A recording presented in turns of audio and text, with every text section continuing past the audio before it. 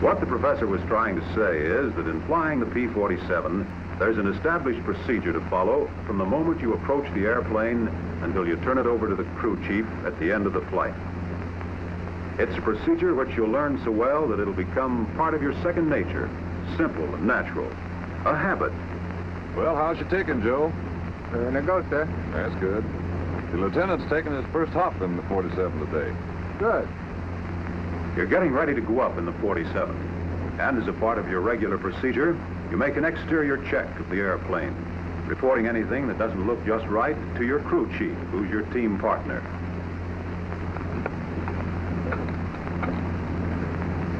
Running swell. All right with me.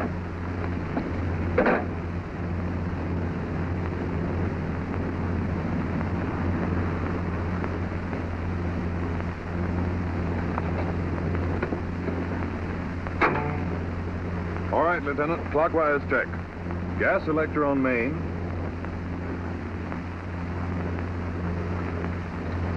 Trim tabs in takeoff position.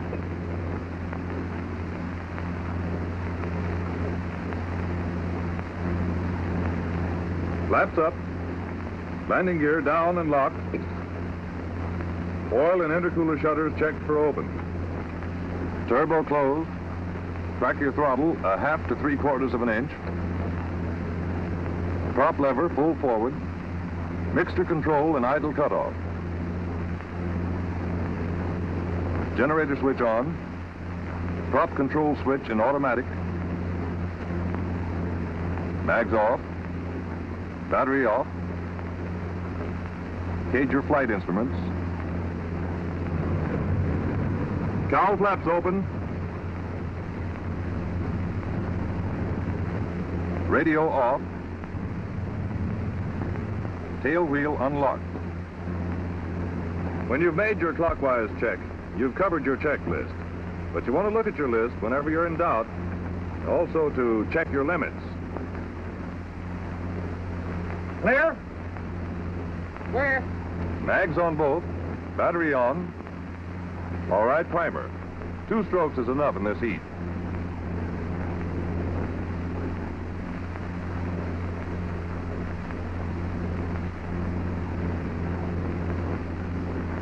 About 15 seconds on your Energizer. Hold it till she whines.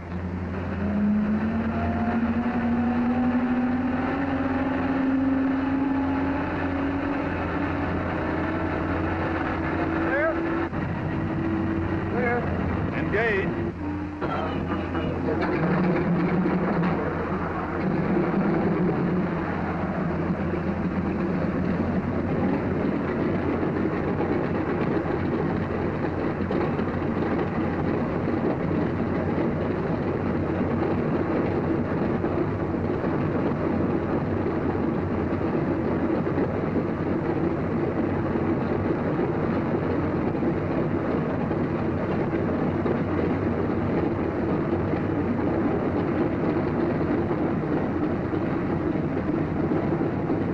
Radio on. Idle around 900. Anywhere between 800 and 1,000. Check your oil pressure and temperature. Army 8283 to Pine Castle Tower. Standing by hangar 3 for taxiing instructions. Over. Pine Castle Tower to Army 8283. Okay to taxi.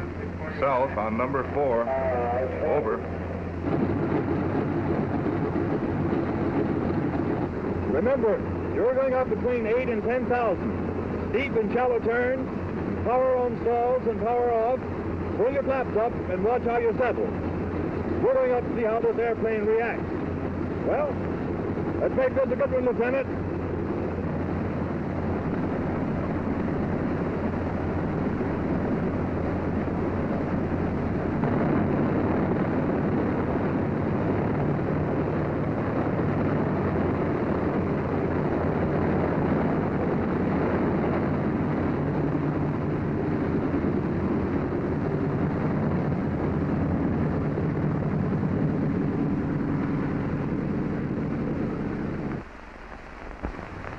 Here you go for number 1.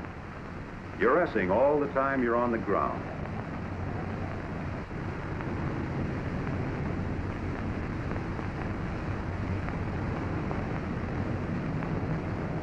Keep your head up so you can see what's going on around you.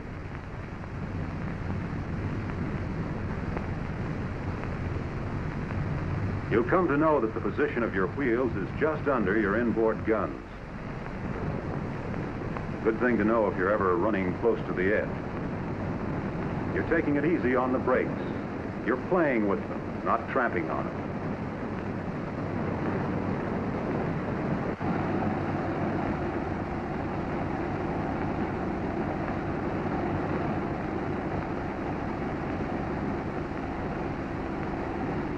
With mags and flap equalizer checked, we're ready to call the tower. Army 8283 to Pine Castle Tower. Ready for takeoff. Over. Pine Castle Tower to Army 8283. Okay to take off on number 4. Over. Like a kid crossing the street, you look up and down that runway.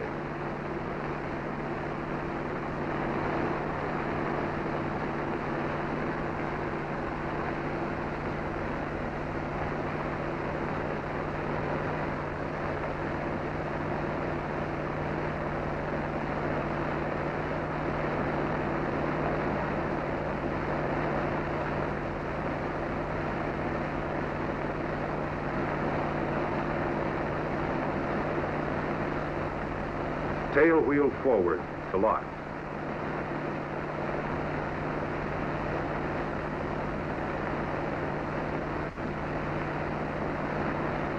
Clear your engine. Here we go for a good one. Throttle forward with a steady positive motion. You're flying your 47 down the runway. You're not taking for granted that you're going to stay in the groove just because the tail wheel's locked. Keep to the center.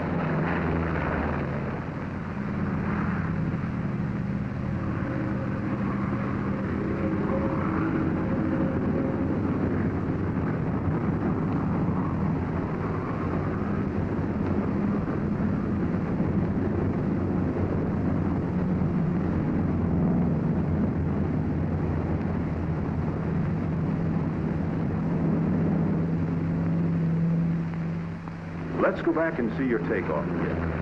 You're helping the airplane just a little bit.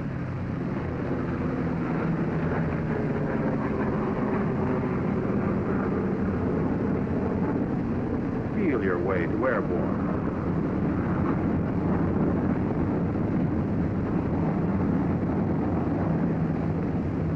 Now you're getting your wheels up. You're making a good takeoff. Let's see it over again. This pilot is going to be telling the boys about this experience. 47's wide landing gear gives this ship excellent ground looping characteristics that can be your friend in need if your engine should ever fail on the takeoff. Before this pilot looped, he slowed her down as much as possible and unlocked the tail wheel. He gave hard left rudder and left brake to pivot.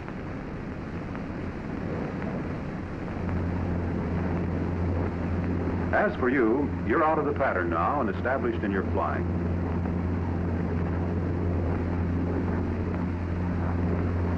Now you're leveling off at the altitude you want and setting your throttle and RPM for your desired cruising speed, which at this stage of your training will be about 32 inches manifold pressure and 2,250 RPM.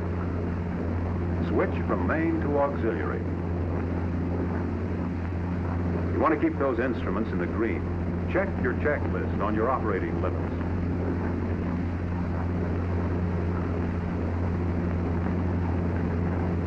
Trim your plane. Trim tabs on the 47 are sensitive. You can trim your ship quickly and easily with a small adjustment.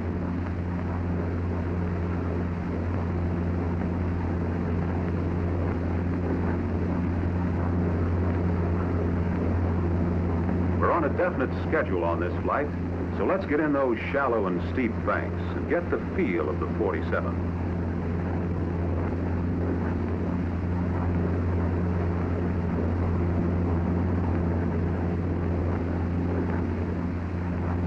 Some low and high-speed turns, and check on your turning radius.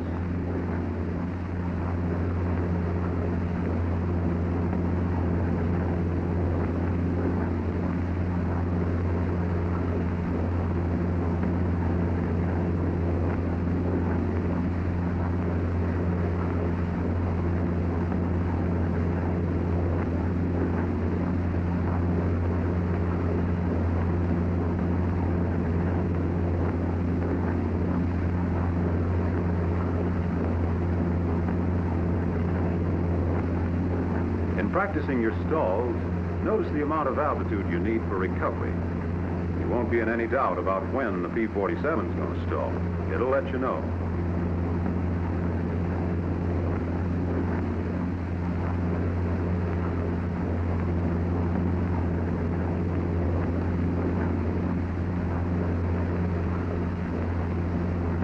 Buffeting and sloppiness of controls are your stall signals.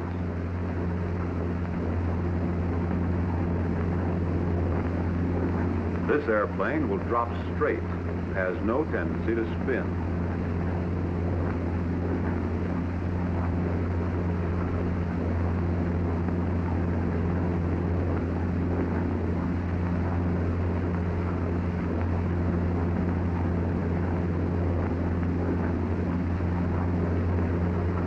Nose down to pick up speed.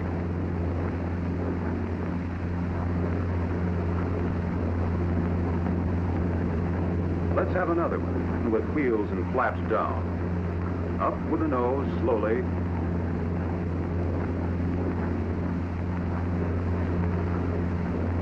There she goes.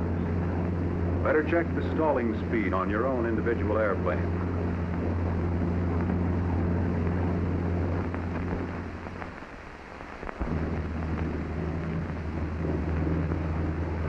Time to head for the barn. With your shoulder harness locked, you're making a clockwise check of the cockpit before landing. Gas selector turned to your tank containing the most fuel. Aileron and rudder and landing trim.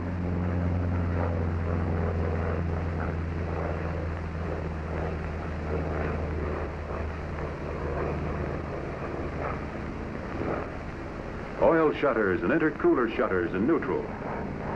Propeller RPM at 2,550. Mixture control at auto rich.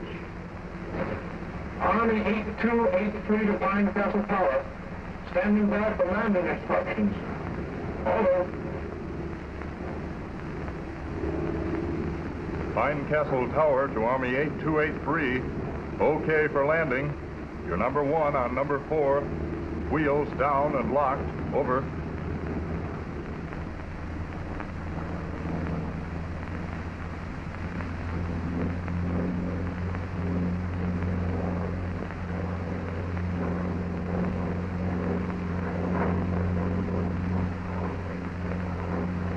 Wheels down and locked.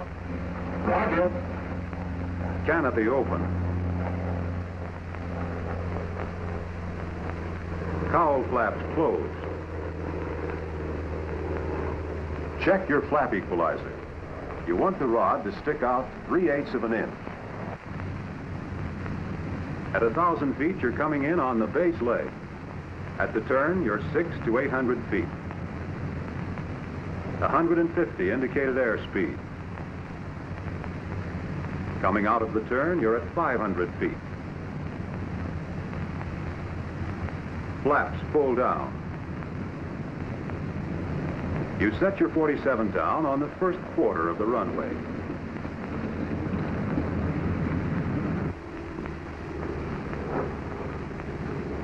Here's how you look while you're doing it. Flaps coming down. Back on the throttle. You're establishing your glide, about 120.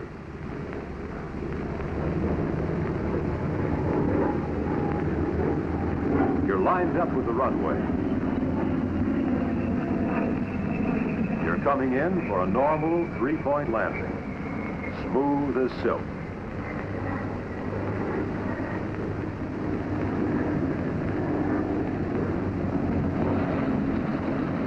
In the P-47, you don't lower your landing gear with your speed above 200.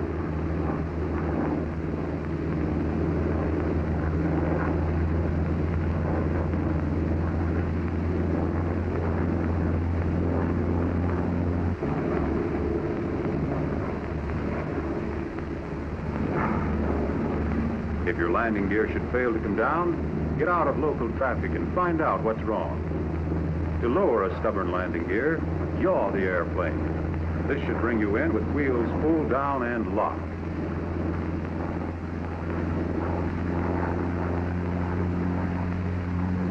When you're making your turn for a landing, your speed is 150. Coming out, about 140. Never lower your flaps if your speed is above 190. If the flaps don't come down and there's no pressure indicated on the gauge, put the flap handle down and operate the hand pump. Be sure the landing gear handle is in neutral when you operate the pump.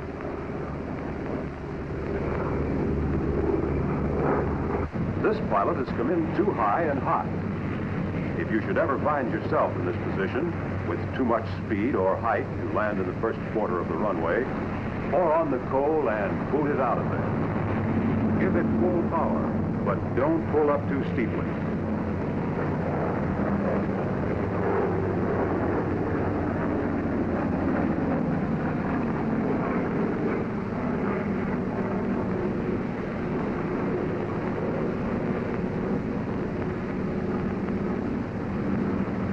When you're above 500 feet, milk your flaps up.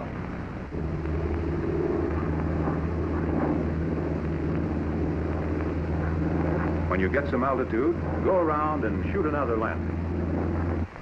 You're making this a good one, but remember that a landing hasn't been completed until you stop rolling.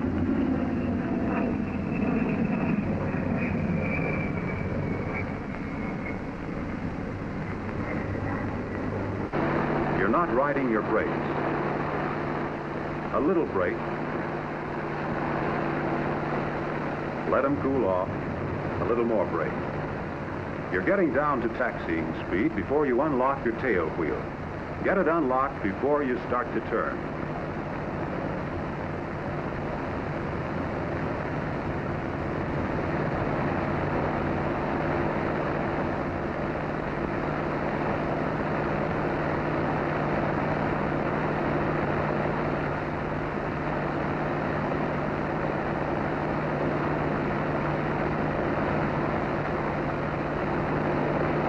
You're S-turning constantly to keep from chewing up somebody's tail. Cowl flaps open.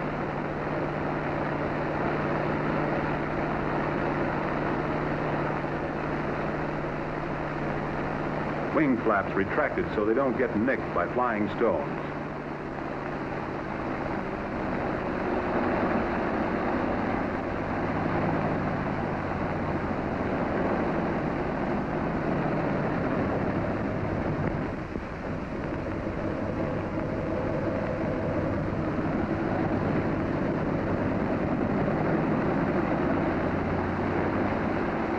When you come into line, you want to leave your airplane the way you'd like to find it for an emergency takeoff.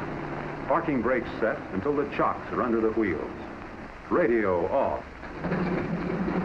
Clear the engine, 1,000 RPM, and then mixture control to idle cutoff. When the propeller stops rotating, cut the mags. Battery off. Fuel selector off.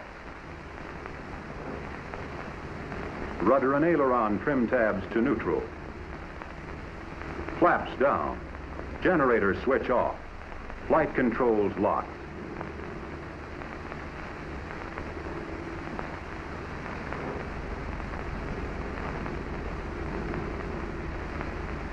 You made it a good one, all right. You knew what you were doing all the time, and you didn't take anything for granted. You took all the necessary safety precautions for ground personnel, yourself, and the airplane.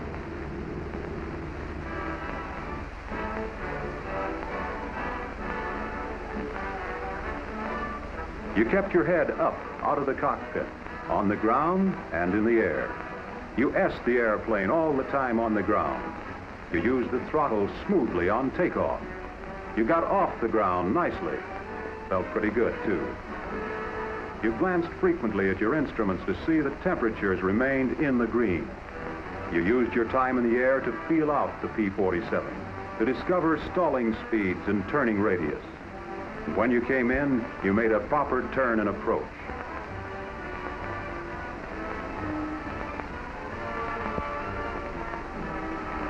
That's a nice job of flying.